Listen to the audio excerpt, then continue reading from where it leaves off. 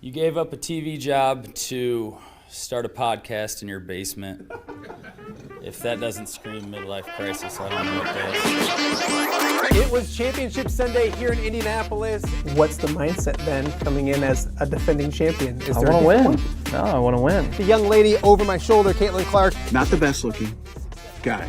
And I don't think anyone's going to sit here and say, Matt Randazzo was really good looking. What has this last month, 2 months, 3 months been like for you? It's an important fan base for the Fighting Illini, is it not? It is. He turned 69 years young last week. He looked good, Coach. Oh, try it. Thank you.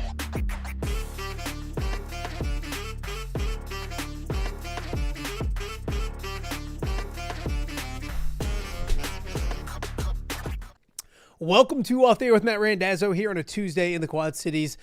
Tuesday, August 11th. Thank you guys for joining us wherever you're watching us around a rainy, soggy Quad Cities or state of Iowa, Illinois, wherever you may be. Thank you for checking in on today's show as well. I'd like to say a little longer of a weekend. No show yesterday, but it had nothing really to do with maybe a shorter week or a longer weekend. Again, fantastic attendance, if you will, when it comes to our kickoff show on Sunday. We had a blast on Sunday at the Other Bar in Moline. The View from the West off the air kickoff show, getting ready for high school football in the state of Illinois, especially in our area. Had a blast.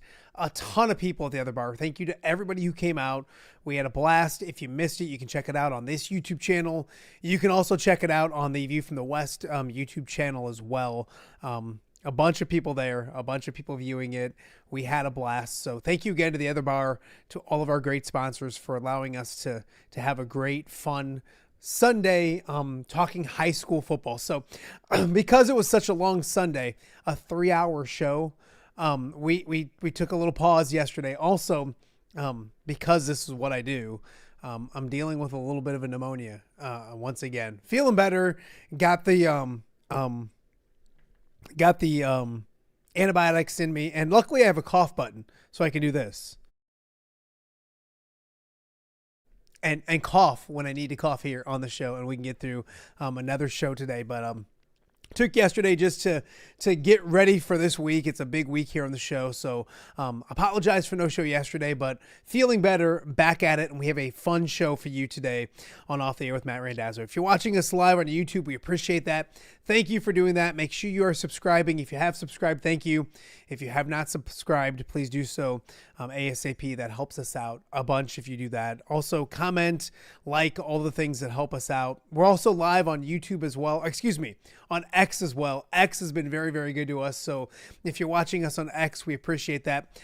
Stay interactive with us. We have our everydayers who are hanging out on the YouTube chat. If you want to get in there, ask questions, comments, complaints, anything you'd like. Best way to get a hold of us and be part of the show is to head to YouTube and be on the YouTube chat as well. We are streaming on the WHO Plus streaming app. Excited about that. Near a year being part of that, and enjoy the viewers in Central Iowa. So thank you guys for checking us out each and every day live on the WHO Plus streaming app. And we're also available on all the podcasting platforms as well. Spotify, iHeart, Podbean, Apple, wherever you get your podcasts, put in Off the Air with Matt Randazzo. Check out today's show. Check out the shows of the past. The long high school football preview show, which was a bunch of fun once again. So go check us out on those venues as well. As we mentioned, it's a busy show today. We are 3 days away from Hawkeye Football Media Day up in Iowa City. A reminder once again, Friday's show will be a 2:30 start time. We will be live at the practice facility up in Iowa City as we get ready for Iowa Football Media Day. Should be a blast. We had, you name it, last year. Mark Gronowski, Kirk Ferentz, Yosef Anessa, Pat Angerer, local Hawkeyes, Nolan DeLong, others as well. So Addison Ostranga. So great lineup last year. Planning on the same things this year as well. Obviously not Mark Gronowski, but others, maybe both quarterbacks, Kirk Ferentz and others. So should be a fun Friday in Iowa City. So make sure you plan accordingly on Friday. That'll be an afternoon show. But coming up on today's show, we did this last year. We're going to do it again. Two guys that'll be in Iowa City coming up this weekend. They're all year. Tom Kakert and John Bohnenkamp are going to join us. And we've picked 8 different categories, if you will, for predictions, whether it's most receiving yards, most receiving touchdowns this year for Iowa, most sacks, most interceptions, and we're going to have those guys go on the record once again. Last year they did okay. So we'll go through those and kind of look forward to Iowa football season, now less than 4 weeks away, Media Day coming up on Friday. So TK and John will join us here in just a few moments. Also, a sad weekend. Don Nelson passing away at the age of 86. We'll have more of that in a second. Dave Sebben, he's a Rock Island historian, if you will. He knows everything there is about Rock Island athletics. We'll talk about the legacy and the memories of Don Nelson here in the Quad Cities. He got his start at Rock Island High School, and of course, second most wins as a coach in NBA history. As a player, 5 NBA championships, I believe. Just a decorated career.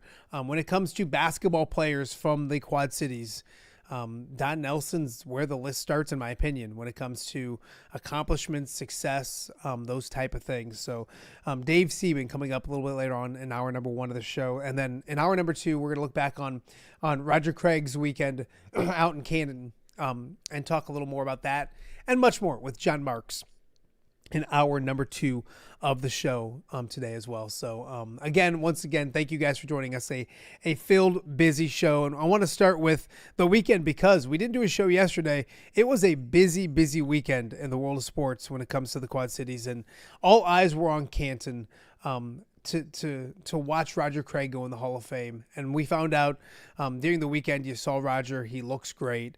And then his speech was recorded, and part of it kind of explained why. We'll listen to that part and then kind of talk a little bit more about a special weekend for Roger Craig right now on OTA. I've been diagnosed with vascular dementia that my doctors believe may be related, at least in part, to the concussions I experienced during my career.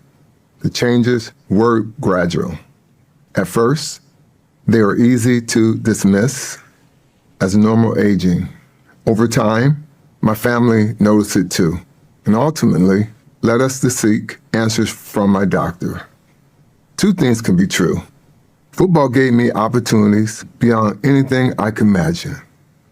It helped shape the man I became.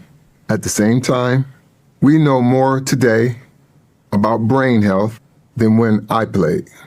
And I hope sharing my story encourages people to pay attention to their health and seek help when something doesn't feel right. I want people to know this diagnosis doesn't define me. I am still Roger Craig. Loved seeing that part as well. And you saw Roger throughout the weekend, looks as healthy as can be physically too. So a little bit of a bittersweet weekend. That news obviously on the sad side, but you see it's not going to define him. And seeing the joy and watching him and go to the Hall of Fame. It was an educational weekend. We'll talk more about this in hour number 2. But in the Randazzo household for the week, like Roger Craig, my kids didn't know a ton about. And it's funny because my grandma lived around the corner from Roger Craig's grandma when I was growing up. So that's all I heard about was Roger Craig's grandma lives right there. I know Roger Craig's grandma. So just to almost educate the younger generations of what Roger Craig was football wise. And then as a human being, I've got to interview him several times, and he is as genuinely a nice a guy as you're ever going to meet. So awesome stuff on Roger Craig. We will have talk more about him with John Marx coming up in hour number 2 of the show. Another unfortunate piece of news from the weekend as well. Don Nelson passing away at the age of 86. Of course, Don Nelson, when it comes to his basketball resume, is second almost to none when it comes to coaching, and second all time in the NBA in wins. 5 NBA championships with the Boston Celtics as a player. Great career at the University of Iowa. Fantastic career starting here at Rock Island. So sad news, 86 years old. We'll talk with Dave Sebben coming up just a little bit in hour number 1 of the show, more about his legacy and what Rock Island maybe can do to remember Don Nelson, the things that are over at Rocky Fieldhouse that you can go check out, the memorabilia as well. So Dave Sebben coming up in hour number 1, a little bit later on in hour number 1 of the show as well. And last but not least, some good news. If you're a Western Big Six football fan, if you're a Rocky football fan, they updated this last night. They now have an opponent for week 5 of the high school football season. Of course, week 5 was a bye week. Alleman not playing varsity football. That was announced well before the season. Bad news, sad news out of the Decatur area. Decatur, Eisenhower canceling the varsity season yesterday. Opened up an entire schedule though. Rock Island jumped on, and as you can see, they announced on social media last night they will host Glenwood week 5 of the high school football season as well. So good news for Rock Island, and maybe that benefits some other Western Big Six schools. I'm still looking for a game if that fits, if their weeks line up. We'll see if any more announcements come in the next couple of days. But good news if you're Rock Island, and we always talk about it. Yeah, you get a victory for the forfeit, but there's only 9 high school Friday nights that you're guaranteed, and it goes beyond that too. The experiences, getting on the field, and then also for others as well. Rock Island students can go to a football game that weekend. There's the money aspect of it, to have another home game and not lose that home game and that home gate and the concessions and stuff like that. So good news as well. And also don't forget the Western Big Six Coaches Banquet is coming up on Sunday at the Stern Center. Social hour at 5, banquet after that. Come join us. All the Western Big Six coaches, and they've had asked for me to MC that thing once again. I don't know why they have me back year after year, but we have a lot of fun in doing so as well. So that's the lineup for today. Those are some news and notes before we get rocking and rolling. But we're going to start with some college football because, man, it's a big week in Iowa City, and college football season is going to be here before we know it. So, of course, this week is Iowa Football Media Day, and the legends of the Iowa media will be converging onto Iowa City on Friday afternoon. And two of those legendary faces share the same screen right now on Tom's favorite show, All Ears, a.k.a. Off the Air with Matt Randazzo. Tom Kakert and John Bohnenkamp joining us right now. John, it's Media Day week. How many is this for you? Do you know off the top of your head? Well, since I've pretty much gone to every one since probably 92. Yeah. So maybe missed one here or there, but as on the beat, it'll be, it's since 2014. Wow. So, it's just one of those, and actually I take that back, probably since the beginning of when I started as a sports writer. So 88. Yeah. Like I said, maybe missed one or two here or there, but otherwise I've been there. I'm assuming they were a little more colorful when Hayden was there. Tom, we joke about it all the time, and you went to Big Ten Media Today. Kirk is Kirk, but he was a little more bold, if you will, at Big Ten Media Day. Yeah. Has he loosened up as much as Kirk's going to loosen up when it comes to giving away a few things here and there? Yeah, I think so. He's just he's more chill. He's just kind of letting it fly, because he used to be pretty tightly wound at those things and kind of keeping things close to the vest. But now he's just like, he's the elder statesman there, and he can kind of let it fly and not make many waves, even letting it fly, and just kind of letting his humorous, sometimes sarcastic side out of Kirk. And it's fine. It's fun. It's just so different than the old days when, when John and I were much younger, and we go to those tables at the Hyatt in downtown Chicago and sit and talk to him on the second day in the morning. And that first day, it was just coaches all going up there, and Jim Delaney giving his speech. And you used to be able to just kind of sit at a table with 10 people, and you'd see like 50 people around Joe Paterno at a table or whatever, and he's holding court. And now it's just, they're on these dais, and it's very different. And they used to have that luncheon the second day, and now it's just 3 days of, everybody hated the luncheon. So everybody was just ready to get out of there at that point. So now it's a 3-day event. No, 3 days in Chicago, this week in Iowa City on Friday. What we did last year with you two fine gentlemen was we got some predictions, and I found them in my loft, probably a month or two ago. And now, of course, I can't find them. I don't want to grade you guys. It wasn't great. We're going to take this year's. I think, John, you may have done a little better, I think, than Tommy, but I expect that. Okay. So we're going to go through these predictions and do some over-unders and some interesting questions when it comes to Iowa football as we get ready for Media Day in a second. But over the weekend, a famous Hawkeye, a Rock Island native, Quad City standout, Quad City legend here, Don Nelson, passed away. I figured I'd get both of you guys' thoughts. We'll start with you, John. Don Nelson, obviously. It's funny because when people think of basketball in the Quad Cities, and it's probably just a recency thing, but they go to, Chase and Randall, Ricky Davis, AC Earl comes up a lot. And it doesn't get back to Don maybe as much as it should, because, man, when you look at a resume, his basketball resume from the Quad Cities and the University of Iowa, it's probably as good as it gets. Great player, but also great coach, and you look from beginning to end of his career and all he did. I always hate doing that, are they the Mount Rushmore of Iowa basketball or whatever, but he was a legend. And, his resume speaks for itself on everything that he was able to do.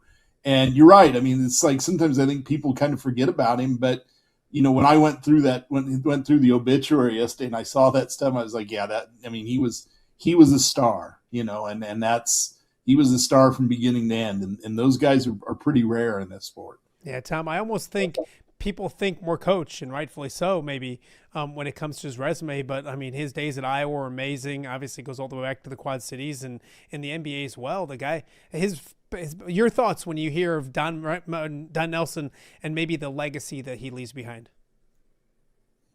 couple of things. I think you have to consider him to be the best player coach combination of anybody in NBA history. Um, you know, just because he was a Hall of Fame player and he was a Hall of Fame coach. I mean, Phil Jackson had a great resume, but it was more as a coach than it was as a player. He's just a terrific resume.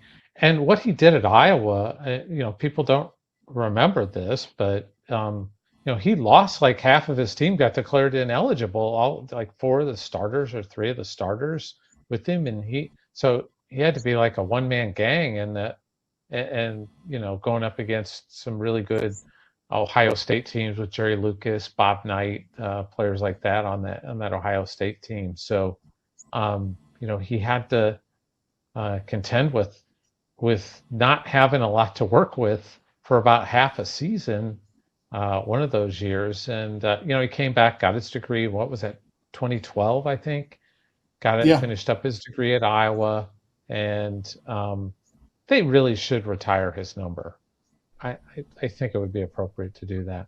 Yeah, no, absolutely. So, we have more about Don Nelson coming up here later in the show. Rock Island historian Dave Sebben will join us to talk about his impact to the Quad Cities and of Iowa and beyond. So a lot to get to on today's show.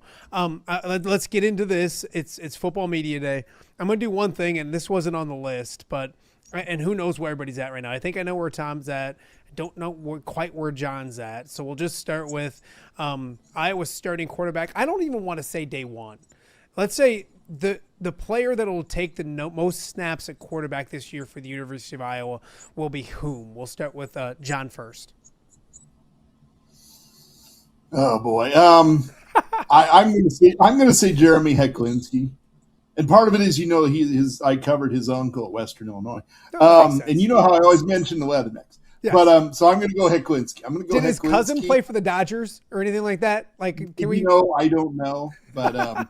But, because all the world comes back, to the Leathernecks. But I'm going to go Hecklinski. But, I love all the speculation everybody has about who's going to start. Bottom line is, who makes the least mistakes this month in camp will be the starter. And I think he will be the one that takes most of the snaps. Tommy, I don't think I talked to you last week. So the week before, I know you were on, and you said you thought it would be Hank, but you're hearing both, and you're hearing it from people you would trust on both sides. Has anything changed since the last time you were on this show of yours that you love so much off the air with Matt Randazzo? Well, it's good to be back on all ears, and John talking about quados now. I suppose you'll claim it's one of your own. Oh yeah, I'll claim him. Yeah, so we've got others to claim too. So. Yes, yes, you do. We'll yes, get to them Winfield later. Mount Union. Yes, that's right. Yes. Yeah, I'm still sticking with Hank, but I think both guys are going to play. The thing I was surprised most at Big Ten Media Days by Kirk was his openness to playing both guys this fall. And I think Tim Lester kind of wants to do that to check that final box and to see, hey, which guy really handles it when the lights are brighter, and how do they handle it, and then make a decision, because it has been so close, unless one of them like really clearly separates themselves from the other during camp. But I don't anticipate that happening, but I could be surprised. We'll see. Yeah, I mean, that's obviously the big question, and nobody knows the answer to it. Put that one out there first. Yep. Neither of you are on record for that one. I will not bring this up next year and say, last year on the show, you said this, and you were wrong. That one is a coin flip. I think Scott Docterman was on. He's like, I would give the edge to Hecklinski 50.5% to 49.5%. I'm like, Doc, like we're splitting hairs, but that's how close it was for him as well. I felt like we were watching election coverage on TV, and the precincts were still out. But okay, so we're gonna go through and we'll go bouncing back and forth, and we'll get predictions for this year. There's 4 questions about offense, 2 about defense, and then 2 about special teams, because everybody loves special teams at the University of Iowa. The wide receiver room is deep, and people are excited about it. And Kirk loves the boogeyman. So, Tommy, we'll start with you. Who leads Iowa in receiving yards this year when all is said and done? Reese Vanderzee. Despite the claims for boogeyman, Tony Diaz. Yep. Reese Vanderzee. Thoughts? Why? I just think he'll stay healthy this year. I think he's due to stay healthy, play every game, and I think he's going to have a big year. So that's going to be my pick. I do have concerns about Tony Diaz and his, just his frame holding up the Big Ten. So we'll see if Reese can keep his feet healthy this year for the first time in his career. John, there's tight ends. There's other receivers. Your thoughts on this? This is receiving yards. Man, I really want to go with Benami, but I'm going to go with Tony Diaz because Kirk's been talking about it. Kirk doesn't talk about somebody like that, and so I'm going to go with Tony Diaz. I know that's a chalk pick probably, but I'm going to go with Tony Diaz. So. Do either of them? They both get over 500, Tommy? I mean, yes, that's the Tom Kakert stat. That's my prediction is that both get over 500, and Iowa has a 500-yard wide receiver for the first time since 2019. It's ridiculous to think of.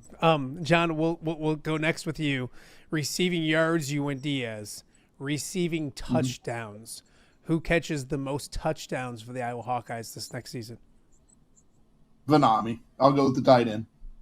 So makes sense. That's because I think that's when they get down to that place, when they get inside the 20, that's where that ball is going to go, I think. And so that's where I'm going to go. I think my worry there would be that Addison Ostranga's healthy as well. They like the young tight ends. I'm not saying, obviously, Vandermeer is really good. Right. And then the other receivers. Tom, is it? I mean, he's one of the best receiving tight ends in the Big Ten. Is it that simple? Yeah, he's really good, but I'm going to go with Reese Vanderzee again because he's a big target. He's all big target RBZ. In the red zone. Big Okay. target in the red zone. He's a big wide receiver, can body up some of those cornerbacks and just go up and get the football. I think he's the guy that's going to lead them in touchdown receptions this year. I feel bad for Reese because I feel like he's getting the Kakert jinx, and I don't want him to. No, I think he's going to be that doesn't exist. Lystico has the jinx. Okay, all right. So he took out he ended Jay Shield many years ago. That's rushing wise, the loaded backfield. Kamari Moulton is obviously the guy that comes back with the most rushing yards. They've added Phillips is in there. They love their young running backs as well. I'm trying to think. TK, we'll start with you. Who leads Iowa in rushing this year? Is it simple? Is it Moulton? Yeah, Kamari Moulton goes over 1,000 yards this year. He has a couple of 100-yard games too. So I'm going to go with Kamari. Is it that simple? Am I overthinking this? Can you overthink this, John, or is it Kamari Moulton until somebody shows you differently? Yeah, that would be my answer. I mean, I just think he's just so good, but I do think it's a really good room, and I do think there's going to be some other guys who get carries, but I think the bottom line is it's Kamari Moulton in my mind. And we hope he stays healthy this year. I think he was on track to do even more last year, and he had to deal with a few injuries along the way. A healthy Kamari Moulton will be a good thing for the Iowa Hawkeyes. Touchdown wise for rushing, is he your goal line back? Obviously the Phillips kid is big and strong. John, we'll stick with you. Is it Kamari leading the way rushing? Is one of these quarterbacks now all of a sudden Gronowski and carrying the ball across the goal line? Who leads Iowa in rushing touchdowns? I'm going to go with Moulton again. Tom had RVZ with all his. I'm going to go with Moulton again for the rushing touchdowns. Tom? Is it simple? Maybe. I think this is an interesting one because Gronowski was such a dominant force around the goal line last year with all the touchdown on the ground. So it does give you pause that maybe they'll go with a quarterback. I'm going to go with Xavier Williams. Wow. I Yeah. kind of thought Kind about of that a too, but I'll power back that they would go to in the goal line, and he can punch it in there from short yardage. I like it. So those are the offensive side of the football questions. Defense is much different. And you look at, boy, you could have, I think Graves was a popular choice last year. You had the Llewellyns and people like that. They're all gone. Who leads Iowa in sacks this year? TK, we'll start with you. Jose Epinesa. Oh, That's my guess. How good does he have to be right away? Is there little I'll tell you more what. pressure I'll than tell you what. wanted? Because I'll tell you what. Because John wants to pick Jose, I'm going to take Kamari Brown.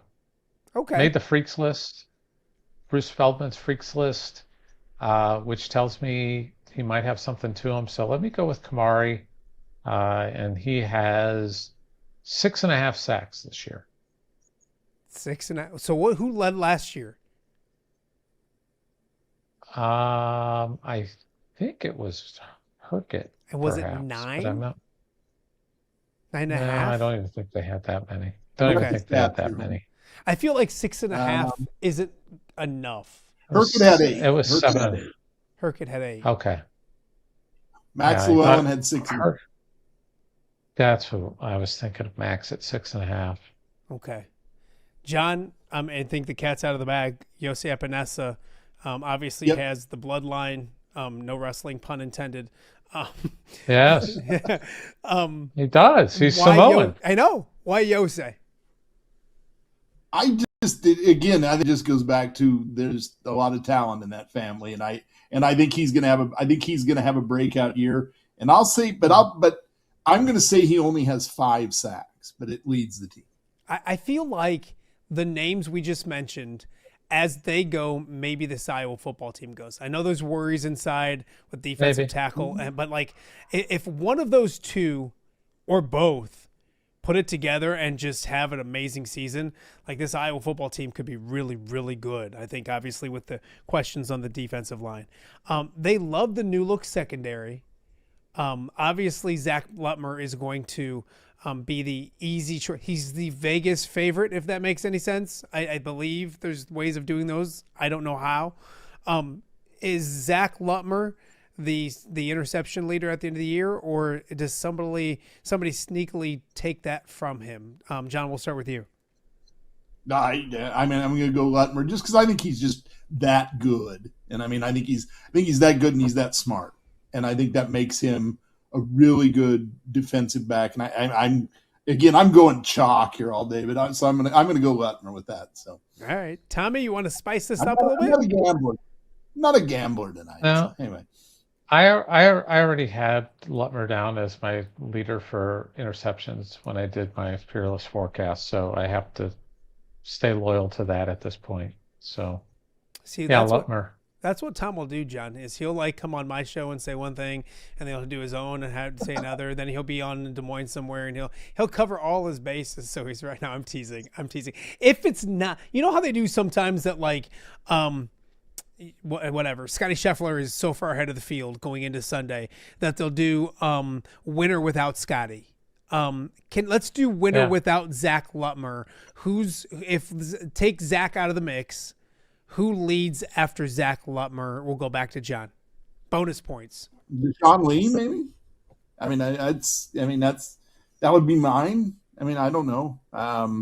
It's kind of hard to say. Because I think that's a good room. It's a young room. I think there's a lot of talent there. It's just going to be a matter of who everybody fits in. So, Tommy? I'm going to say Deshaun Lee. I'll go off the board. Jacob Wallace. Phil keeps bringing him up. And when it's one of those things where Phil starts mentioning guys, then I just go, okay, I should probably pay attention to him. So I'm gonna say, as Phil calls him, Wally. Ooh.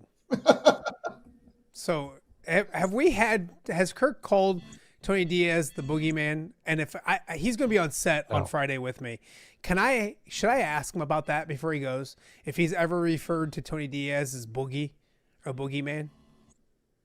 Will I get a snort? What if he does Yes. it on your show? What if he does it on your show? Just all of a sudden, he just goes, Tony Diaz, the boogie. I should ask What him. will you do? Ask He'll him. fall out Ask him if he's ever referred to a player as by their nickname all the time. That's a And great way to do it. legit interesting nickname.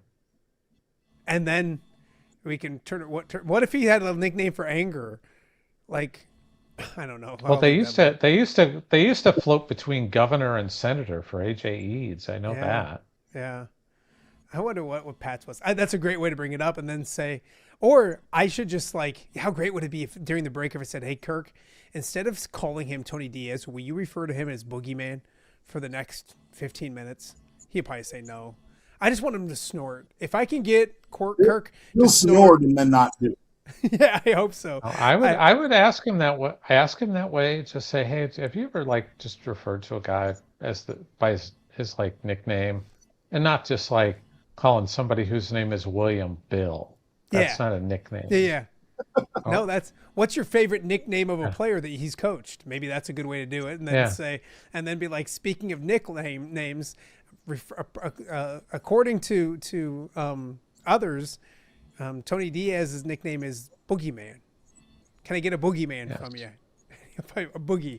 Anyways, let's move on to special teams. Iowa wins a lot of games in special teams. I don't know if you boys knew this, but there's a lot of new faces. Obviously, player-wise, coach-wise as well. Let's start with replacing Caden Weegan and how you do that. And obviously, the electricity brought and kick returns for touchdowns. So it's a simple question. Over under Iowa kick returns for a touchdown. Over under 0.5. Tom, we'll start with you. Under. I think Zach Lutmer's going to handle punts. I don't know who's going to handle kickoffs. And by the way, Iowa will continue their streak of returning an interception for a score as well. So yes on the interceptions for a touchdown, but you don't think Iowa will have a kickoff return for a touchdown this season? Kickoff or punt? No. Or punt? No. Oh, wow. I'm going to make sure Zach Lutmer hears about this. You don't think Zach can take one to the house? A punt to the house? Man, I'm taking a stand. I like it. John, give some optimism to this thing. Over, and I'm going to say 2. Ooh, I almost did 1.5. I almost did 1.5, but I figured everyone would jump on the under. Over and 2. Yeah. Wow. I'm going to say over and 2. I'll take under 1.5 at plus money. We're not starting this.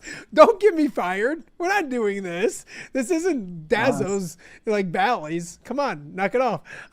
Who returns them for touchdowns, John? Is it If Lutmer's the punt return, he takes 2 back. Takes 2 back. Wow. Who's going to handle kickoff returns? Don't know. Well, what's your guess? It was wide open. That's why Don't know. They were wide open. That's why people pay you guys the billions of dollars to reach your win. KJ Parker. KJ Parker. I like it. John's got to say a name. Go KJ. That's probably what I'll go, just because I don't know. That's one of those ones you just flip a coin on. Yeah. Draw a name out of a hat on that one. So Drew Stevens is kicking field goals and extra points with the Washington Commanders right now. He was 4 of 6 from 50+ yards last year. His long was 58. You almost go back to Drew, and he was good from distance. You almost felt better when he lined up from 52 sometimes than when he lined up from 38 or 42 or some of the middle level ones. Iowa will have over under 1.5 field goals of 50+ yards. And I think you take into account Kirk's confidence in new kickers to be in those type of situations. John, we'll start with you. Kickoff or field goals. What was the over again? 1.5. But it was 4 last year. Over, but they don't come until late in the year. You got to earn They don't it. come until because yeah, he'll trust somebody, and it'll come after game 5. 2 of them. So like that's my thought is like eventually, but like he has to be in those situations. But if it's, I think if it's 4th and 4 from the 35, does Kirk roll the dice a little more than he would have last year and grab the 3 points? Tom, Yes. over under 1.5 field goals of 50+ yards. That used to be a no-brainer in Iowa. It'd be an over. Under. Wow. Who will be the kicker? And it's the new Eli Ozick, who's from Yeah. Liberty, Missouri, went to the same high school as Bennett Sturtz. really. Yes.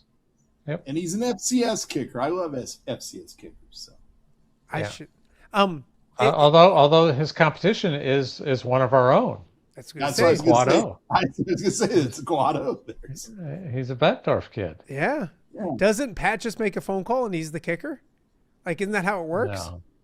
Pat You have doesn't to have ask that. Pat. Got that kind of influence, but I don't think it'll. I don't think Pat has any influence at all, one way or the See, other. I'm pro anger. You're not, but I am. So anyway. I don't know if would you say I'm anti-anger, Tom? I don't think I'm anti-anger. I think so. I do. Starting to sound like it there. So I don't know. No, I would never say anything lot bad of- about Pat. A lot of professional jealousy. You won't say anything on the air. Now it's off the air with Matt Randazzo where we hear the bad things. Pat, you know what I get a lot? I do get the, you know what? I really enjoy Pat when he comes on the show. And I'm like, yeah, it's football. That's what I say. I say his football insight's pretty good. And they're like, no, you just never know what he's going to say. I'm like, well, that's probably the case as well. But we will kick off the air with Matt Randazzo from Iowa Football Media Day with the aforementioned Pat Angerer. Will kick things off at 2:30 on Friday from the practice facility once again, and we'll rock and roll from there once again. John, you're going to be there for your 30-some whatever. Is it, before I let you guys go, your storyline going into Friday, is it simply or even into Saturday, because Kids Day is Saturday, is it so obvious that all eyes are on the being the quarterbacks, or what else would be on the radar? I just think everybody's going to be worried about the quarterbacks. And if I was Kirk, if he really wanted to mess with people, neither one of those guys would throw a pass at Kids Day, and then that would freak everyone out. But I do think everybody is going to scrutinize that thing on Saturday, and they're gonna look at every pass and whatever, and everybody's going to have their decision made by Saturday who they think it's going to be, and it's probably not going to be. So I think it may not be the storyline on Friday, but it's going to be the storyline on Saturday. Tom, the easy thing is there's going to be an overreaction on Saturday afternoon and evening, one way or the other, correct? Whether they come out and both look good, whether they both come out and look bad, either they're going to be the greatest two quarterbacks in the world, or we're going to be in big, big trouble this year, correct? Well, here's the other thing. People are going to go into it, and I'll include most of the media probably too, with the decision of who they think the quarterback should be, and then they'll see what they want to see. It's pretty much how it'll go, and that's who the guy that will come out as like the chosen one, or the guy that because everybody's got an opinion already and they've made up their mind, and rather than saying, you know what, I might be wrong on this, people are just going to say, well, I think he was better. Yeah, that's just how human nature. If he selects one and that one plays most of that opener and has just a very average game, everybody's going to want the other one for the Iowa State game. But right now, fans, is the fan support behind Hecklinski? Am I wrong? Or do most fans? Yeah. And it's simply because of a screen pass against Indiana. It's two things, Matt. It's two things. One, it's the screen pass that hit the dirt against Indiana. And two, it's the fact that they've referred to Hecklinski as a gunslinger. Mm. Yep. Well, I think those three two things is that if Gronowski couldn't play, I want to say against Wisconsin, didn't they have a bye week? Gronowski's knee was iffy. We didn't know if he was going to play the next game. He played against Wisconsin, but if he wasn't going to play against Wisconsin, wasn't Jeremy Hecklinski going to probably start? He had surpassed Yeah. Hank, and I think Yeah, he passed him. fans read into that a lot, which I think there's some reading into that to be done because he overtook a guy that was the backup. He had a good week of practice, and Hank was coming off that ground ball in the dirt against Indiana, Jeez, Tom. and that It it was. I know, but it's like a fish story. The fish gets bigger and bigger. The pass gets worse and worse. My gosh. Hey, and I'm a Hank guy. I know. He's going to be like, remember when Hank threw that blindfolded pass with his left hand over his head? It's like, no, that just was it was a really bad pass. But what a better storyline from missing a huge pass against Indiana one year to winning the Heisman Trophy the next year. There you go. It'll make a good. It's what movies are made for. Last question for Tom. Who will win the most Employee of the Week awards for the Hawkeye Radio Network this year? I'm going to go with Corey Sheets winning those most awards. I think he might get 3 this year. 3 hat trick. Yep. Wow. No, I would mean, hey, he's and I will also predict that Matt Randazzo does not win Employee of the Week at all. 2nd straight year. What if and we'll talk about the New Look pregame show on Friday. We're going to talk about that on Friday at the show. What if that becomes revolutionary? Wouldn't I get at least a little credit? None? It'd be Corey? No, no. People have to know who you are. They don't know who you are. That's true. That's true. I wanted to say something, but I was afraid I'd be a spoiler. Hold on. One person needs to know who I am. Is that what you're saying? Like my name? Yeah. Okay. Yep. That makes sense. That makes sense. Maybe if you have dinner with them, they will know who you are. I'm going to try. I'm going to do everything I can to be a better employee this year. It's my vow to Corey Sheets is that I can be better, and I will be better this year. Guys, I'll see you both on Friday. Be good, enjoy it, and we'll catch up again real soon. And like I said, I won't even remember these by next year, but I will. Good. I won't either. All right. See you, fellas. Appreciate it. That is John Bohnenkamp and Tom Kakert joining us here and Off the Air with Matt Randazzo as we get ready. Iowa Football Media Day coming up this Friday. We will be at the practice facility. Different start to the showtime, 2:30 to 4:30. At the practice facility last year, Mark Gronowski and Addison Ostranga and Kirk Ferentz and you name it. I know this. We'll kick the show off with Pat Angerer, and we will probably finish the show with Kirk Ferentz. And in between, a whole bunch of players, and we're really excited about it coming up Friday as well. We got a lot more to get to. You're watching OTA. It's a Tuesday right here in the Quad Cities. We'll be right back.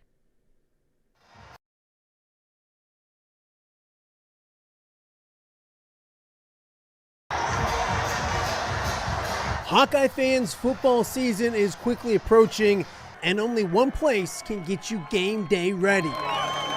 The Black and Gold Shop is your official retailer of Iowa athletics. The largest selection of Hawkeye apparel, t-shirts, sweatshirts, hats, and more from top brands like Nike, Champion, and Under Armour. And your purchases directly help support Iowa athletics. So stop by one of their 3 great locations in the Quad Cities, Coralville, or West Des Moines. Or shop anytime at blackandgoldshop.com. The Black and Gold Shop, your official apparel provider of Iowa athletics. Hey, I'm the Crawford guy. Ooh, do you guys always speak at the same time? Sorry, guys. I'll go first. You know, if you need help with your heating or air conditioning, or electrical, or plumbing, Crawford Company can solve your problem. But what about your problem? What problem? Do you not hear yourselves? Take it from me, the Crawford lady. And me, the Crawford guy. Crawford is the comfort company.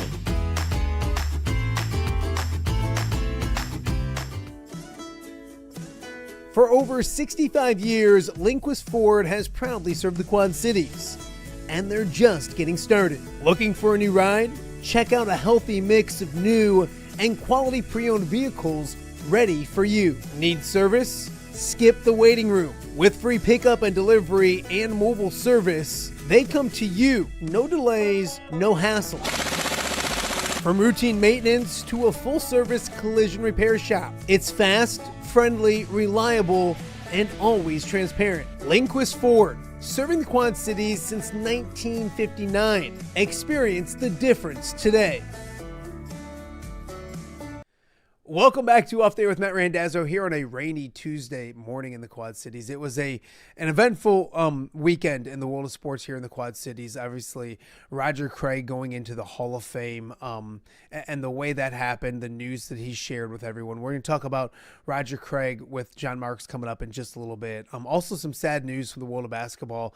Don Nelson, former Rock Island standout, former Iowa Hawkeye standout, Boston Celtic NBA champion, and the second winningest coach in NBA history from right here in Rock Island, passed away at the age of 86. And I wanted to go back and celebrate and remember the life of Don Nelson from right here at Rock Island. There's no better person to talk to when it comes to Rock Island, anything, especially athletics. Dave Sebben joins us right now. Thank you for doing this morning, my friend. I appreciate you.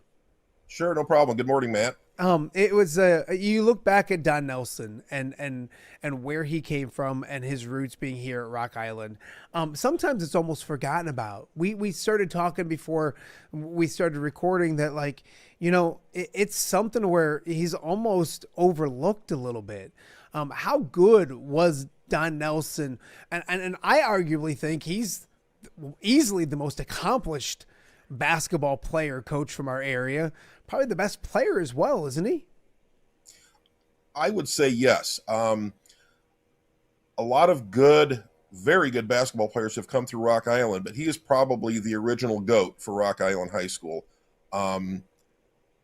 His junior year, he went 25-3. His senior year went 22-4 and averaged 12.5 points a game his junior year, and then really rocked it up to almost 20.5 his senior year. No, he was an amazing basketball player at Rock Island, almost evolutionary when it comes to the way they played basketball and what he was like. Obviously graduated in 58. What kind of impact did he leave at Rock Island High School when it comes to what's been an amazing basketball program? He obviously left his name very deeply imprinted at Rock Island. You can't mention Rock Island without Rock Island basketball without knowing Don Nelson's name. He was very dominant in the game. Had a great supporting cast too. Wasn't just him, obviously, but had a great supporting cast his varsity seasons at Rock Island. And a great coach in Bob Riley as well.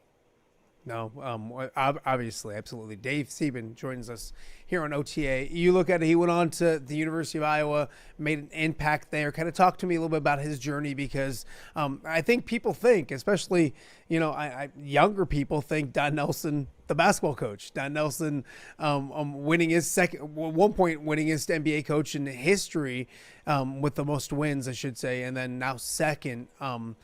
What kind of basketball player was he? What did he look like on the basketball court, and how impactful was he, not just Rock Island, but obviously moving through his career to Iowa and then an NBA champion of his own with the Celtics? Well, if this says anything about his dominance in the paint, his senior year, he had Rock Island was playing Ottawa, and they were ranked number 1 in the state at that time. And Rock Island beat them very, very well.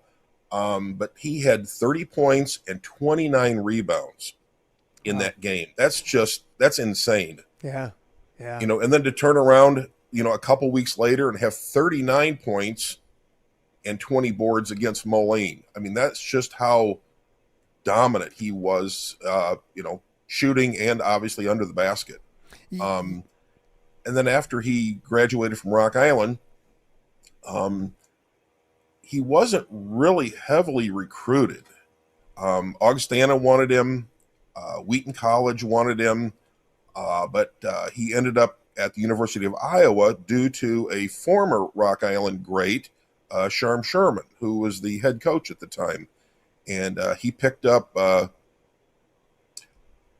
Nelson, and he also picked up Joe Novak, who, and I'll say this out loud, was probably one of the best point guards ever to play at Rock Island. And there's been a lot, but he was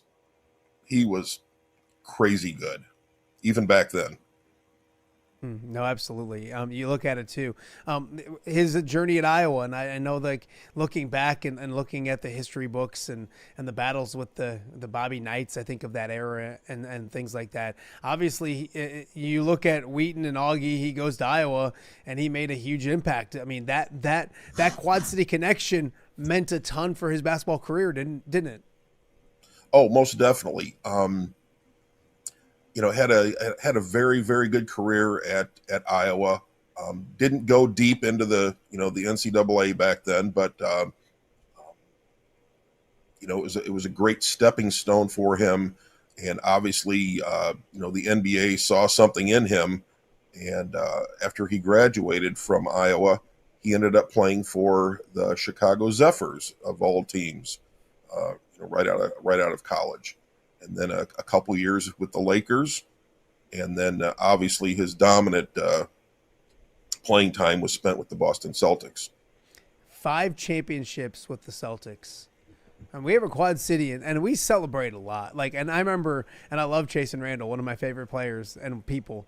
And I remember his first game in the NBA, he played with the Sixers up in Milwaukee, and Andy McKay and myself went to that game to cover it. We weren't going to miss it. And that was just a young man from our area playing in the NBA, playing a game in the NBA, getting his debut in the NBA. Don Nelson won 5 NBA championships. Do we recognize that enough? Do we realize that enough, that we had a Rock Island standout winning as much and having a big of an impact in the NBA as we did? Unfortunately, I don't think we celebrate him enough here locally. And in fact, I'm going to have a conversation with the Booster Club to see if we can get a large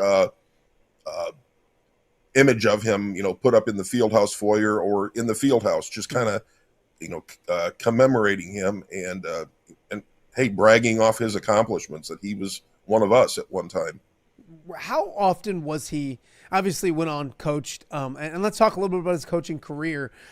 People remember him from that. I remember him from that, the Golden State days, the Dallas days. Those are my years growing up and watching him play. And I remember watching, going like, Mom, that's Don Nelson. Like, he's from Rock Island. Like, we knew that. We knew that he was from Rock Island and what he was doing on the big stage. Obviously, an amazing coach. And you mentioned he had great mentors coaching-wise all the way back at Rock Island. Oh, most definitely. At Rock Island, at Iowa, obviously, professionally surrounded by great coaches his entire career. So that I'm sure played a role in his professionalism, obviously in the NBA.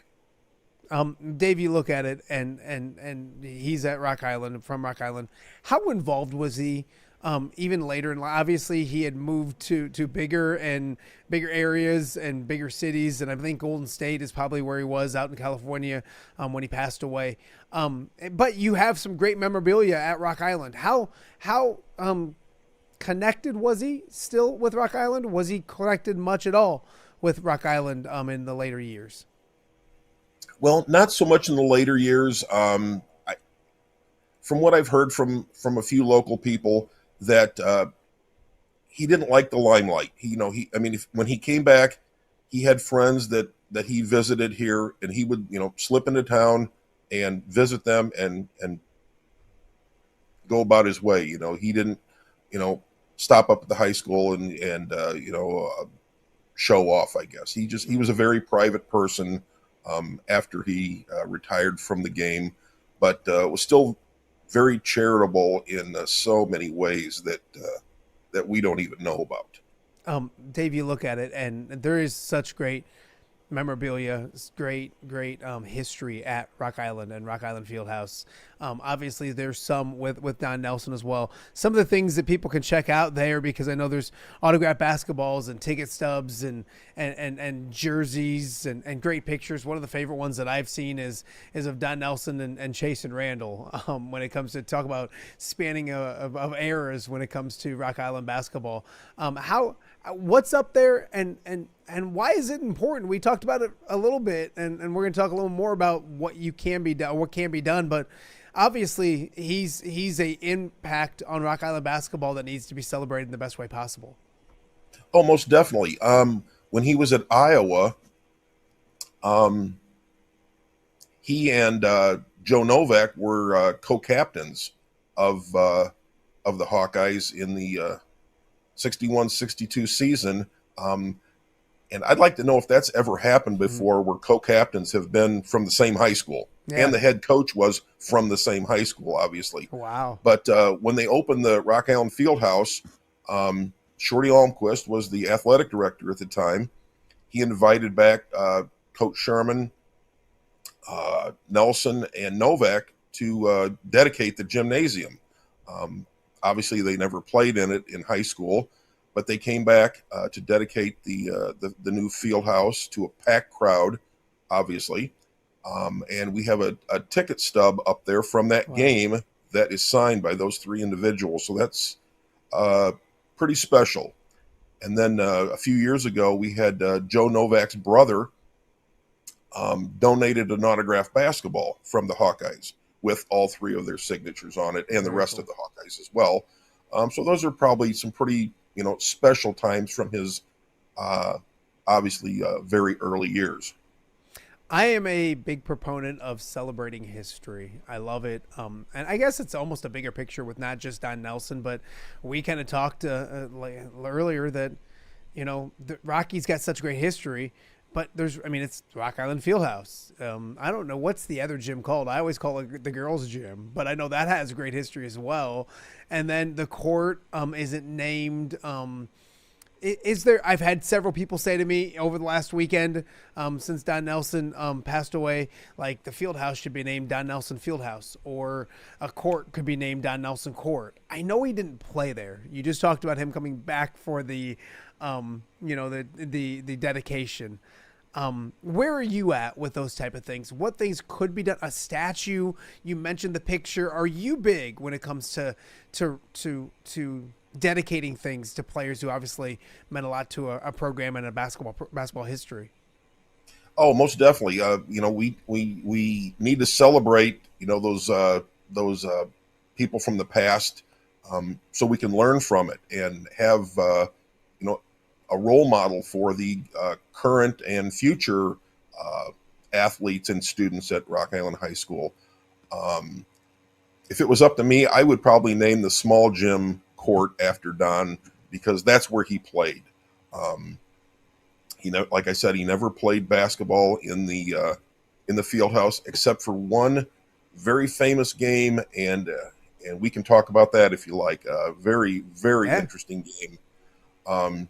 Back on, I think it was October 11th, 1966. And October isn't basketball season, but they played a preseason game in the field house with the Celtics and the Cincinnati Royals. Oh, wow. And it was because of Don Nelson's connection that he was able to get the Celtics to play a preseason game there. So, obviously you've been in the field house, thousands of times.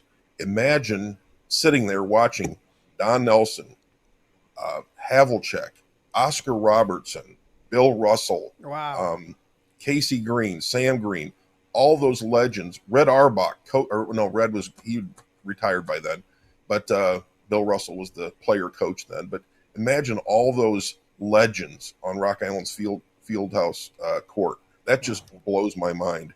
And tickets were $2 and $3. Oh, that's just amazing to me. Oh, geez, take me back, right? Or back? Yes. I wasn't even there. Yeah, let's go. The good old days isn't too bad. Yep. And in that game, the Celtics did win. So, do you know how much did Don play well? I think he played fairly well. I think he had double figures. Okay. But look who he was playing with. Yeah. I'm sure they all had double figures. I think they scored over 100 points. So yeah. Awesome stuff. I want to pick your brain a little more about this, because Rocky basketball is, when I look at the 25 years that I've done it so far and growing up here in the area, it's a staple of sports, high school sports in the Quad Cities. Let's name a few things. So if you're giving Don Nelson the court in the small gym, which is, I think, completely completely a good idea, especially since he played there. If you had to rename the field house, what would you call it? If you had to name the court there, what would you call it? I know at one point there was thoughts of maybe a Duncan Reed court that never went through. I mean, Chasen's so young, and so maybe that's a little more difficult, being a young kid or a younger guy. Or would you leave things the same? I mean, or you like find ways to maybe statues and do those things, but maybe leave the field house the field house. I would say leave the field house the field house. I know back, a number of years ago, there was talk of renaming the court Duncan Reed Court, and obviously he had a super impact on Rock Island basketball in his 20 years of coaching there. But then there's the argument, he never won a state title with Rock Island, unfortunately, and Coach Siegel did win a state title. So does that justify naming a court after someone? I don't know. So in my opinion, just leave it generic for now. Sure. Now, I will say, and Tom might be watching this, Tom's path to a state championship when it comes to the 4-class system is probably, and I don't even say easier, because easier is not anything. It's less difficult, if that makes any sense, because you know what it's like when those days with Duncan was there, and Dave, you can speak to him. I mean, the gauntlet to get there, the teams they played when they got to the state championship games they've got to, I mean, that's big boy basketball, wasn't it? Oh, that was huge big boy basketball.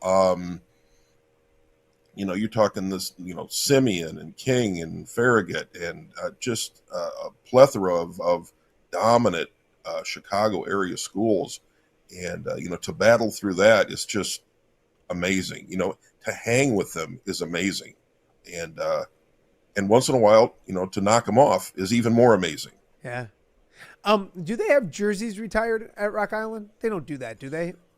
They do not retire jerseys. No, we do have a couple jerseys on display. One is of Don Nelson's, and the other one is of Chasen's with the Wizards. So, gotcha. And maybe last before I let you go, we talked about hopefully doing something maybe this upcoming season. Is a Don Nelson night a good idea? Is there a way to? And that's what I say about all programs. I'm an Alaman kid, so like when it comes to celebrating, and you look at there's Don Moore's gym. I mean, I think like that resonates when you hear it. You go down to Galesburg and Thiel Gymnasium's the same way. But you want to remember the past as much as you possibly can. Is a Don Nelson night an idea? Something obviously now that he's not with us anymore. I mean, you look back and you kind of go, darn it, maybe it's something that could have been done a few years ago or earlier. But how would you, as this basketball season gets started, would you a patch? Is there any way that you would remember Don Nelson this upcoming season if you're Rock Island? Well, I would like to think that we would commemorate him somehow this season. Last season was Rock Island's 125th anniversary, and I did reach out to Don Nelson several times. He still went through an agent at that time, and I don't know if his calendar was full or what, but unfortunately we never got to have him come back, and sure. that would have been special. Yeah. But I am going to talk to one of the I hope Mark Polite isn't watching this, but I am going to talk to. He watches every day. Loves the show. Does he? Okay. He's my biggest fan.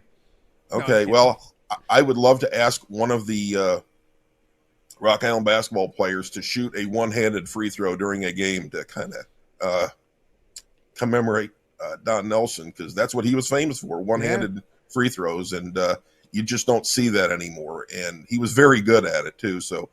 And I believe this young man could probably accomplish that very well. Absolutely, absolutely. And I think Mark, we want everybody watching the show, Dave. Don't ever say we hope somebody's not. No, I'm teasing. But hopefully, I think obviously, and Mark is as good as they get. There'll be some fun ways of remembering Don Nelson. I thank you for allowing us to take your time this morning to go back down memory lane. That game at the Field House with the Boston Celtics and Don Nelson. Did you say 68? What 1966. 1966. That gives you goosebumps, doesn't it? That gives you goosebumps. It does. Thinking about. It does. In fact, I met somebody about a year ago that had bought Bob Riley's old house, and up in the rafters, they found this old check ledger with the check register from that game. And I think the Celtics got $5,000 for coming to Rock Island for playing that. Wow. That's peanuts anymore, but yeah, that would have been special. And the newspapers covered it pretty good. I don't know if any of the news stations covered it back then, but it'd be great to see footage of that game. I couldn't imagine. Boy, dust that off. I don't think WQ80 existed, probably. Who knows what it would have been? I don't know, but that would be fun to come across and find. Last one for you. This is a little more off. Same subject, but if I told you, and you have to put them in order, give me the 5 most impactful human beings to Rock Island basketball, who would they be?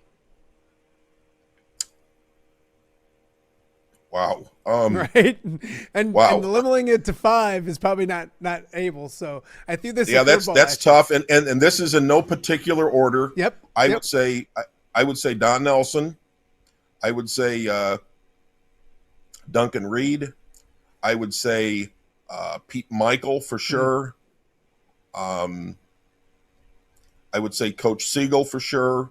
And I'm going to throw this one out there too, because very highly respected, but I would say probably Coach Polite right now. Oh, wow. He's having a super impact on these young boys, and it's not just basketball either. He's teaching them to become, good people. So yeah.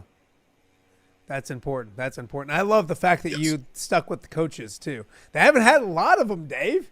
They haven't had a lot of them over there. And I do hope Coach Siegel is watching, because I keep joking with him that he's the oldest surviving Rock Island High School basketball coach. And, between him and Duncan, they coached for 41 years. That's a long time at one school. Was it 2020? Was it 20 for one and then 20 for the other one? Or was it, how's that split up? 20 for Duncan and 21 for Siegel. So, and Mark's been there 5? 5 years, yeah. So, he's got another 15. He has to do 15 at least, right? You at least have to do 20 when you're Rock Island. At least. I love it. I love it. Well, Dave, I could talk to you all morning. I appreciate your time.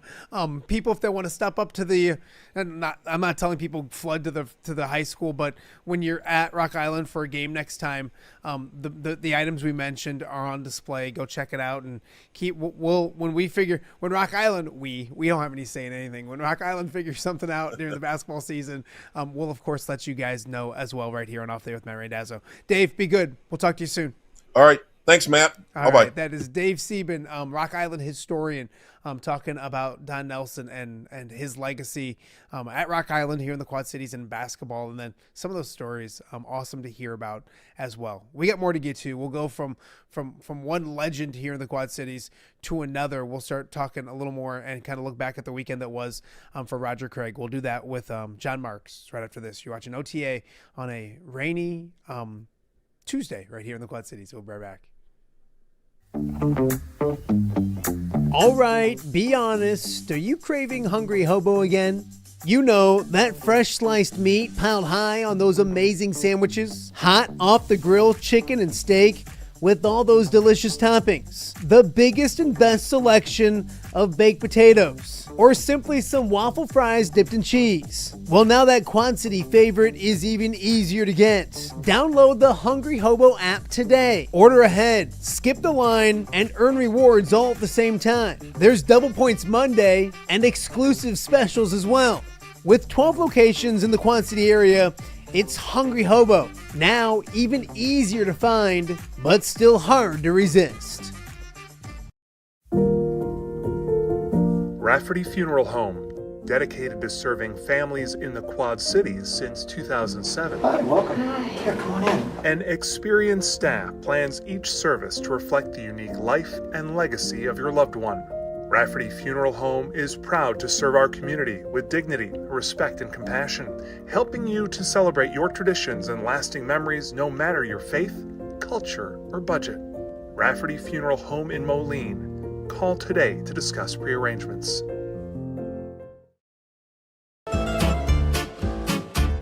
When it comes to quality, convenient pizza, Godfather's Pizza in Silvis has you covered.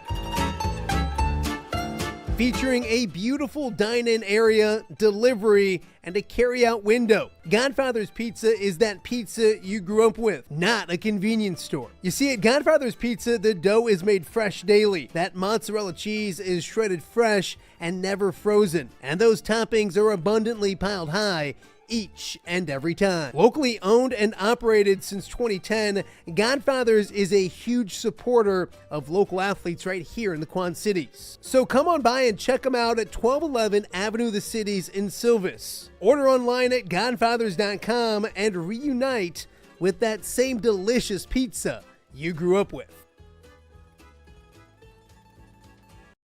Welcome back to Off Day with Matt Randazzo here on a Tuesday in the Quad Cities. We mentioned it was a eventful weekend of sports around the Quad Cities. We just talked to Dave Sebben, Rock Island historian, over about Don Nelson, celebrating his legacy, his life, and of course getting started right here at Rock Island High School. It was also a special weekend for Roger Craig, finally getting the call to the Hall of Fame and getting into and inducted into the Hall of Fame, and what ended up being a bittersweet weekend, I think, for football fans here in the Quad Cities. Joining me now to talk all about that and much more, John Marks.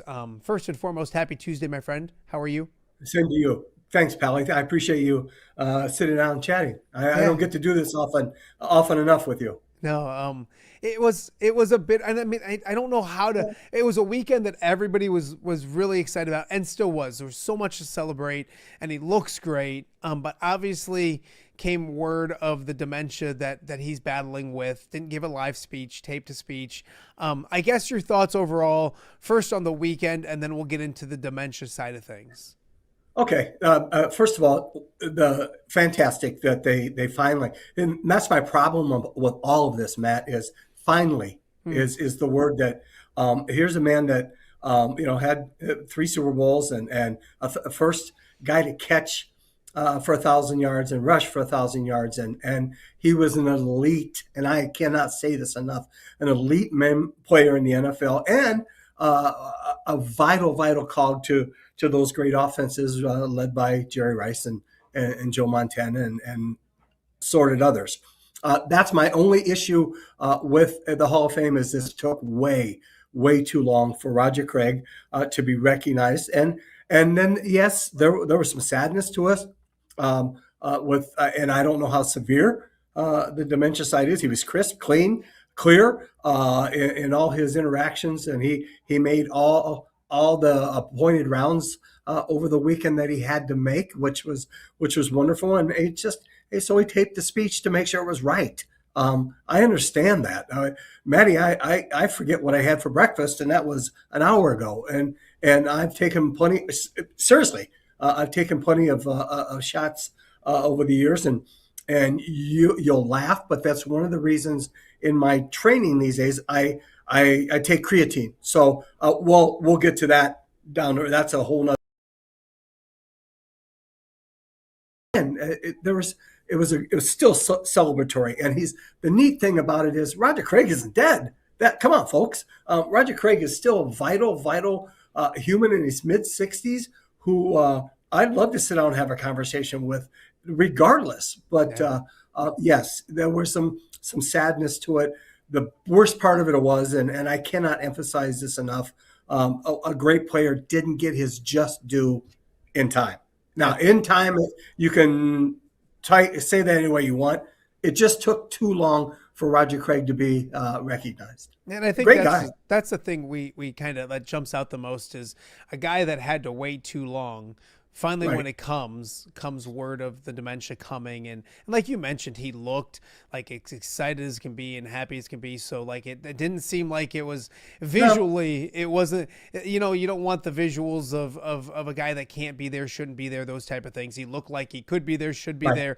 And you mentioned the breakfast for cereal. I always use or what'd you have for breakfast? I didn't take nearly as many hits as you. I should, except for slaps from a few people here and there. I forget. I always say to my wife, I forget if I can't remember if I put on underwear today.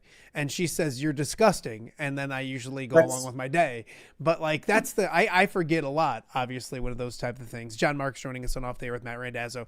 To see Roger on the grand stage again still. Yep. And like, I think the beauty part of this, the last segment that we had with Dave Sebben about Don Nelson, which I want to get to your thoughts on him in a second, but is that we don't take enough time to celebrate the people that get us to where we're at. I mean, we look at Don Nelson and like I said, we'll talk more about that in a second, but my God, like and I said last segment, we celebrate when I remember Andy McKay and I rushed up to Milwaukee when Chasen made his debut in the NBA and Joe Wieskamp was going to play in the NBA and Tyler Hall was in the NBA and all fantastic things that are going on and we're excited for, but they're just playing a game in the NBA. Don Nelson won 5 NBA championships. I mean, Roger Craig, we get a kid drafted in the NFL draft. Logan Lee, God bless him, I love him, but that's a celebration. We got a guy, Roger Craig, who wasn't just drafted in the NBA, in the NFL and playing some games. He was a 3-time Super Bowl champion. He was a star. I don't know if people realize that enough, and younger people in my household would come up to me and be like, Dad, man, there's a lot of Roger Craig talk right now. Why? And I said, just shut up and listen to it, because like, I love the fact that it educates the younger generations on just how good these type of athletes were in our area. Great. Phenomenal point. Do we celebrate enough? And please, I'm going to go a big list on basketball. Do we celebrate Chasen? Do we celebrate the Steve Kaburskis of this world, the Scott Thompsons, who was really, really close to playing in the NBA and then became a great coach, the Don Nelsons, to Chasen Randalls, the Adam Lingners of this world who played 15 years in the NFL, Dean Stone, Gene Oliver, the great Mike Butcher, who's a great player, a great pitcher, and an even greater coach, and probably one of my all-time favorite people, the Steve Deckers of baseball and things of that. Jeff Schneider, I'm sorry, I apologize, Schneider, guys that got to the big leagues.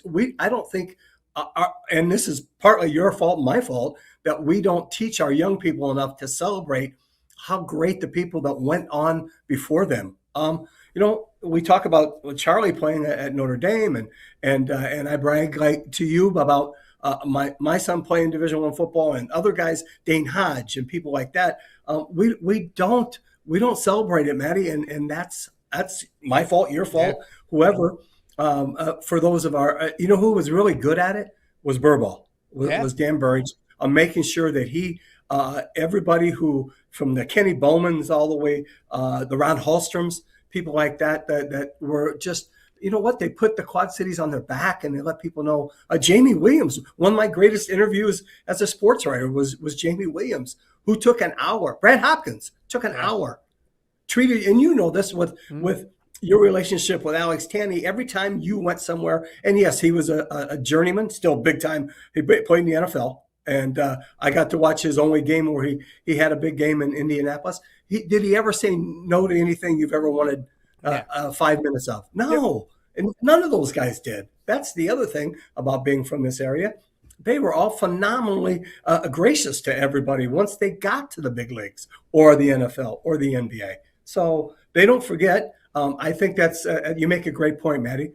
We need to recognize long before your children are asking you, well, what was special about Roger Craig? Yeah, well, it's almost gets to a point where it's like and that's what's the frustrating thing when you the Don Nelson stuff is great, but like it's unfortunately he's passed away, and the Roger Craig stuff was like, and he's still with us, and by all looks seemed to be doing good, but you get the dementia news and you're just like, don't wait until it's too late to like celebrate. I remember like the Roger Craig stuff. It took me back to Roger Craig's grandma lived right around the corner from my grandma in downtown Davenport when I was growing up, and I heard all about it. She taught TJ Rubley. That's another. My grandma taught TJ Rubley. H. Rosenfels, Michael Nunn. Yeah. And everybody, again, that's how I understood the Nunn Craig family dynamic was in Vegas, and someone had to sit me down and tell me how they were related, and I was covering a Michael Nunn fight. Yeah. But again, and people, you get that strange. Here's what's I opened up a great can of worms, man. That's, and I blame myself for not sitting down and telling people. Now, my son knew who Adam Langner was. Yeah. Because they both were in the same environment. So, but not everybody knows that he spent 15 years in the NFL, that Gene Baker was one of those color barrier great baseball players from the Quad Cities. Dean Stone. Come on. That falls on you and I, and that's a great point, Matt.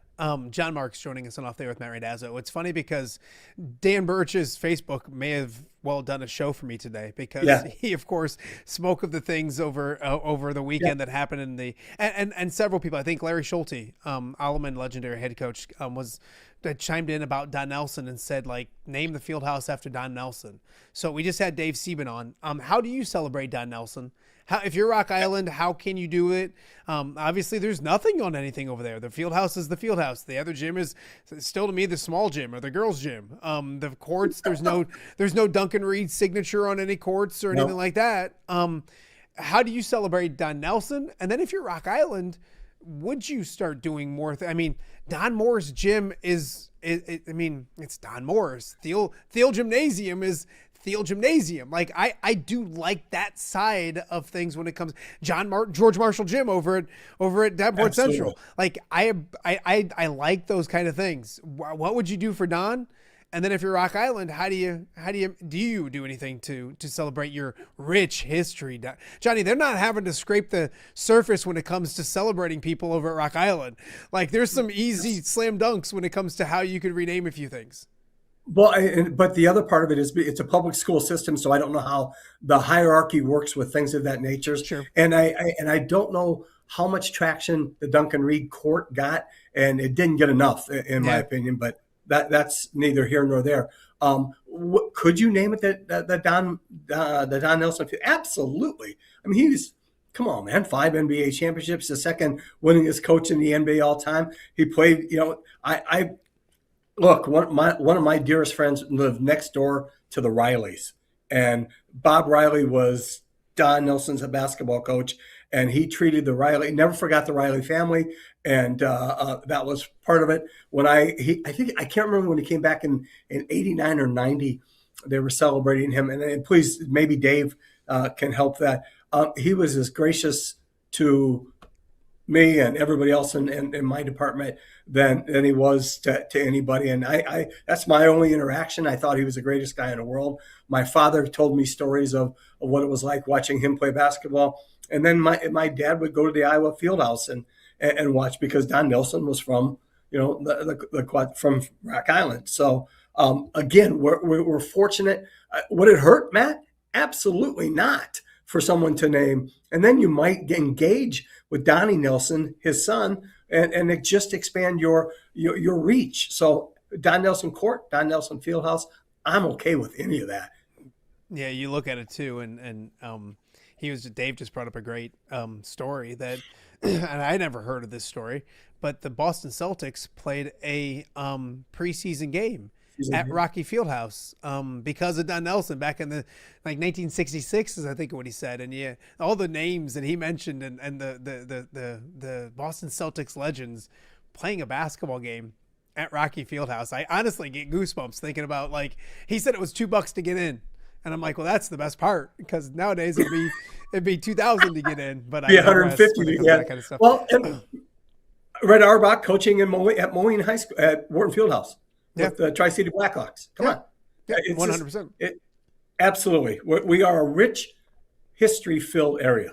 Yeah, and we got to remember that as well. I do want to talk to you a little college football, or not college, high school football. Excuse me. It's what are we, a week and a half away to the start of the high school football season. Had a great time with the guys from View from the West and Greg Armstrong with the kickoff party this past weekend. Great job too. Down on you guys Sunday. did a great job. Yeah, 3 hours. It was like a marathon. I felt like I watched that bad telethon. So, but a lot of fun. We can do it again this Sunday with just the Western Big Six and the coaches banquet. I'll remind everybody, change of venue. We're going to be at the Stern Center, which is a fantastic place to have events like this. The Western Big Six coaches banquet. Social hour starts at 5. I think it's dinner at 6. Come on out, hear from the coaches in the Western Big Six, get things ready. Good news yesterday for Rock Island. They filled their vacant game. They're going to host, I believe, Glenwood. But I kind of brought up a bigger picture that I think it was 10, 11 days. What are we, before the season? And that's when Decatur Eisenhower said, hey, we're not going to have a season. Not that I'm an apologist, but that's the wrong way to do it. That's the right way to do it is in January saying, hey, we might not have something. And then in June saying we don't have something, rather than leading to like 11 days before the season to bang the season. And like, mind you, like I'm not trying, they have issues and they're dealing with their own stuff. I'm not throwing them under the bus, but the optics of 11 days before the season ain't great. Well, as two people who have taken 1,000 shots because of where you and I went to high school, and where you and I your kids go, and my son went, and I coached football and baseball for almost 30 years. It's the safety of the young people. I'm not going to throw Decatur Eisenhower under the bus, but it happens during the year, Johnny. Like I get it. Like people have to bang it in the middle of the year. It's football's different. It's the nature of and go through and for just a second, go through the bound and for the Iowa high schools and see which programs are on the verge of going to 8-man or not playing this season, or last year gave it up. Again, throw whoever you want under the bus, be angry. They gave you the notice in January or February, whatever that day might have been. Am I happy about it? I'm never, ever, ever happy of when no high school in wherever it might be, Maddie, and you deal with more schools than I do, and I'm just the Friday night TV guy. When there's no football, I mean that's part of growing up. It's a huge part of I would do a game on a Friday night and catch a red eye somewhere. So that's the beauty of high school. That's the beauty of Friday nights. Friday nights are real. We're lucky that we have some amazing public schools within the framework of the Western Big Six. You know how I feel about all those coaches. I love them. But this wasn't on purpose. This is never on purpose. If you just think about this, Maddie, and you understand this, bottom line is you have to fund your athletic programs. And what's the biggest fundraising, dollar revenue generating sport in high school is football. Yep. And where there is nothing, and I'll use Almond as an example. We'll use Browning Field. There is nothing better than the gate that Moline High School gets when Rock Island, when Geneseo, when UT shows up in that field for a Friday night. Yep. Todd Thompson is in between the craziness of him working his rear end off to making sure that night goes off. You know what? That's the cash register. Yeah. And they are enjoying. The Booster Club makes money. They help fund things. You do not, and I cannot emphasize this enough, never, ever, ever want to lose a Friday night football game. Call Scott Harding. He's smart. He's amazing. Well, let's pump the brakes on smart. I love him. But his wheels are spinning from the minute he gets there at 3:00 until he leaves. And you know what? He's excited because Soul Bowl's filled again. Yeah. And UT's good football. And so come on, man. No, I get it. And that's the one thing people talked about is like, and I get the other coaches. It's like, and I don't want to bring up the whole, like, but it was just when you see somebody that canceled, I mean, there's no good way to do it. There's just not, but there's better than other ways to do it. And I think you have to give a tiny bit of credit to the fact that, and I'm trying to think who's filled so far. And I know some have, so I don't want to get too messed up, but a lot are still looking. Maybe we find out more today that, that you look at that entire schedule, all those other teams, games. It'd be great if they could just come over and make it work with the Western Big Six and figure out a way to get all those games filled up. So that, wouldn't that be great? Mentioned, now Rocky has a gate. like you just mentioned it, like they have a home game on a Friday night. It's not just the experience for kids and getting out there and getting better, but now they have a gate, they have people in the stadium, they have and that's what people miss with now these, the Eisenhower kids and what's going on at Alleman. I have a niece that's entering her senior year, and she's been to 6 home football game, and she's been to 6 football games in her entire high school. And yes, we look at the football players themselves, but it's the students, it's the band, the cheerleaders, that's everybody. That's part of your high school experience, is going to high school football games. And I have a niece that's going to get to go to 6 of them in 4 years as a student varsity. Yeah, 6 varsity. Exactly. Thank you for. So, that's a little bit different for sure. So, thanks, buddy.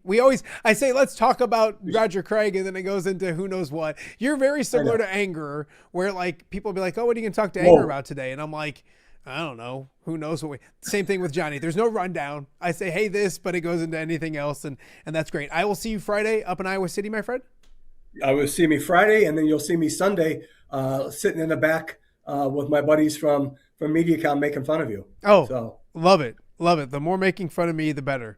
Thanks, pal. We'll talk soon. Love you. Appreciate it. That is John Marks, Roger Craig, Don Nelson, and then a little high school football as well as we work our way through OTA here on a Tuesday.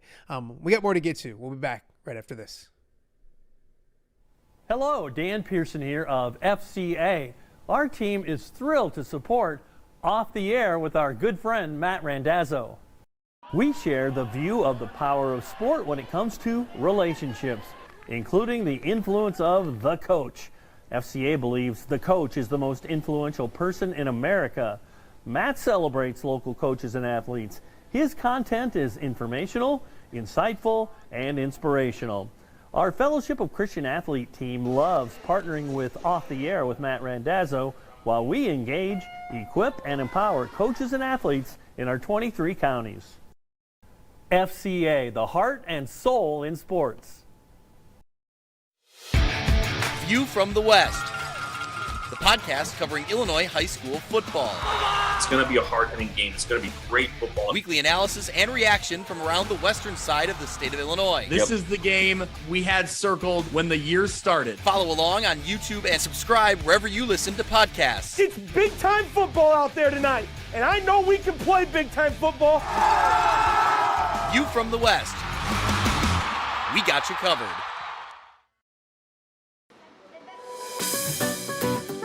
Are you looking for the Quad City's best chips and salsa?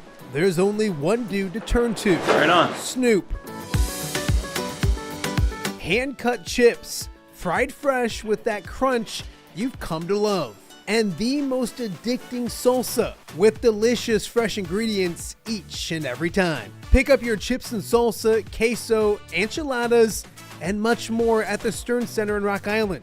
To place your order, simply call the man himself. It's Snoop at 309-314-8197 and find out for yourself what the rest of the Quad Cities already loves. Welcome back to OTA here on a Tuesday in the Quad Cities. Thank you guys for watching this morning. A cloudy, rainy morning here in the Quad Cities. Sounds like a rainy week as well. Warm today.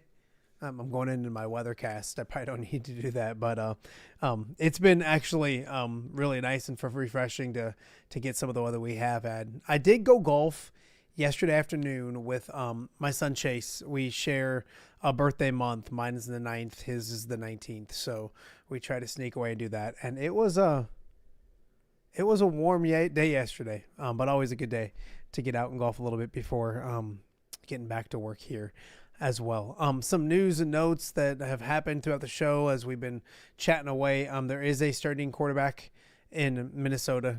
To the surprise of no one, Kyler Murray is the Vikings' official starting quarterback. He'll start week 1. J.J. McCarthy, who was injured his rookie year and then got injured last year. I think he started 10 games, went 6-4. Will be a backup. Of course, they used the 10th overall pick on J.J. McCarthy. And I remember last year, and I'm hard on Caleb Williams, but I remember last year after the opener, and J.J. played good in the last quarter. They came back and won. And it was, J.J.'s already better. And Caleb looks a lot better than JJ McCarthy. I'll give everybody that. So NFL preseason starts Thursday. Obviously, the Hall of Fame game's done, but Thursday it starts getting going. I know the Lions play the Bengals on Thursday. I know the Bears play on Saturday. So NFL football preseason, whether it's preseason or not, is officially here, and the football season is upon us. We do want to remind everyone this Friday is the Off the Air show live from Iowa Football Media Day. We'll probably start up around 2:30. Would love to have everyone tune in, join us. Should be a fun show. Who knows who's going to be on it? I know we're going to kick things off with Pat Angerer, and we're going to go from there. But last year, Kirk was able to join us. Mark Gronowski, Yossi Epinesa, some Quad City kids as well, Kyler Girardi, and Nolan DeLong. So we'll have a lot of fun at Iowa Football Media Day coming up on Friday. So put that on your calendar. No Friday morning show, but we have one coming up in the afternoon on Friday as well. Also, we want to remind everybody that the Western Big Six Coaches Banquet is coming up on Sunday at the Stern Center in Rock Island. 5 o'clock is the social hour. Come on down, join us, the Western Big Six coaches. They allow me to MC it and make bad jokes at the coaches and all that fun stuff. So we'll continue some high school football previews from the Iowa side and the Illinois side throughout this week as well. We'll talk to some more coaches as we work our way to kickoffs. High school football 1 week from this Friday night. So it is coming fast. If you missed the kickoff party and our kickoff show on Sunday, go check that out. It's on this channel. Off the Air with Matt Randazzo, as well as the View from the West channel as well. Make sure you're liking, commenting, subscribing, telling friends about what we're doing, inching our way closer to 2,000 subscribers, and that's kind of where we want to get come football season as well. So help us get there. Spread the news, spread the word about what we're doing each and every weekday at 10 o'clock right here in the Quad Cities. So also want to thank our sponsors. As you've seen in the shows last week, the Black and Gold Shop is a proud new sponsor of Off the Air with Matt Randazzo. 3 great locations, Quad Cities, Coralville, West Des Moines. So go check them out as the Iowa football season gets closer, and to all of our sponsors as well. We saw the commercial with Snoop there, Snoop providing chips and salsa this past Sunday for the kickoff party. Godfathers, Andy Furman is as good as it gets, and so he helped out with some pizzas as well. Hungry Hobo, Rafferty Funeral Home's fantastic. Linquist Ford over in Bettendorf as well, and Crawford Company. So if you're interested in jumping on board and being part of the Off the Air family, let me know. A few more sponsors starting in the near future as well, which is always good news as well. So I want to thank everybody for watching today's show. I want to thank our guests as well. Again, Tom Kakert and John Bohnenkamp started us off with some Iowa predictions on who leads them in receiving touchdowns and sacks and interceptions. Some good stuff, so go check that out. Also, thank you to Dave Sebben, a Rock Island historian, if you will, talking about the passing and the legacy of Don Nelson, and then John Marks talking a little Roger Craig as well. We have a loaded episode coming up on Wednesday, and again, Friday's the big show in Iowa City. We will talk to you guys coming up once again tomorrow morning at 10 a.m. Don't be late, because they don't let me be late either. So we'll see you guys tomorrow morning.